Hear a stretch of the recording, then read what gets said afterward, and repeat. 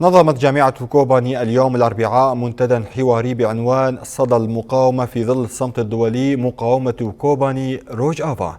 شهد المنتدى حضورا من الرئاسة المشتركة للمجلس التنفيذي لمقاطعة الفرات إلى جانب نخبة من الأكاديميين والمثقفين الأساتذة والطلاب. تناول المنتدى مجموعة من المحاور الهامة، منها كوباني في الساحة الدولية والتطورات الأخيرة في سوريا، وأهمية الوحدة الكردية وتأثير الحرب على التعليم، والتحديات التي تواجه المؤسسات التعليمية في ظل الظروف الراهنة.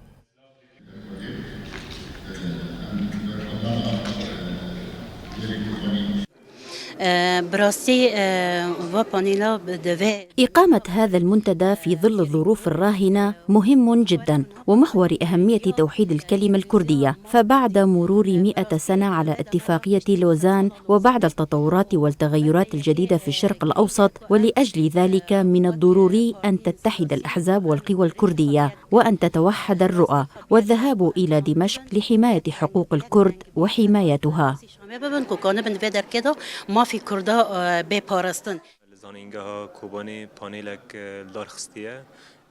اليوم نظمنا في جامعة كوباني منتدى حواري بعنوان صدى المقاومة في ظل الصمت الدولي، مقاومة كوباني روج آفا، وكما نرى المقاومة الشعبية التي تذهب إلى السد لدعم مقاومة قوات سوريا الديمقراطية ومناوبات الأهالي لحماية السد.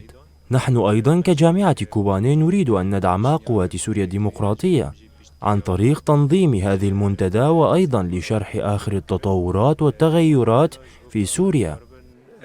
روشا داویه یا لسوریه تا هروها او پانیل مال سر چهار مجاران دابشگیریه.